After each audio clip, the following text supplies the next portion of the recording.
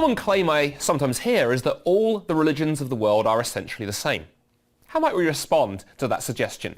Well, imagine a friend were to come to you and say, hey, I've been busy reading of late, and in fact I've read every book in every library in the entire world, and I have come to the conclusion that every book by every author and every genre is telling exactly the same story. Every book is the same.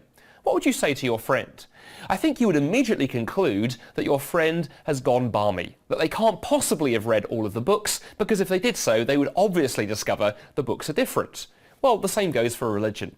When somebody says to me they believe that all the religions in the world are essentially the same, my instant conclusion is they haven't studied any of them carefully. Because when you do so, when you investigate the different religions of the world, you discover they are claiming wildly different things. Let me give you just one example. For the last 20 years or so, I've been studying Islam. In fact, I got a PhD in Quranic studies, largely because I wanted to understand the faith of my Muslim friends better. But the more I studied Islam, the more I began to discover that Islam teaches not just something slightly different to Christianity, it teaches something profoundly different to Christianity. In fact, on every major teaching of the Christian faith, Islam teaches virtually the opposite. Let me give you just one simple example. At the heart of the Christian faith lies the claim that sometime round about AD 30, Jesus of Nazareth was crucified on a Roman cross.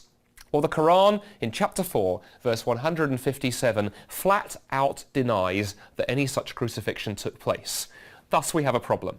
The Gospels, the Christian Bible, teaches that Jesus was crucified. The Quran denies that he was crucified. Well, either he was or he wasn't. You can't reconcile, you can't harmonize those two claims, and thus you're forced to a conclusion. Either Christianity is true, or Islam is true, or they're both false. But the one thing they cannot both be is true, because they contradict one another. Well, if it's true that the different religions of the world then are vastly different, how do we navigate the maze? There are so many different religions out there making so many different claims. Well, guess what?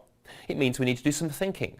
We need to do some reading. We need to wrestle with some of the big questions of life, and we need to put the different religions to the test. I'd suggest that perhaps you begin with Christianity, for which the evidence is greater, I believe, than any other religion. How might you put Christianity to the test? Well, read the Gospels. Look at the claims of Jesus and see whether they stand up.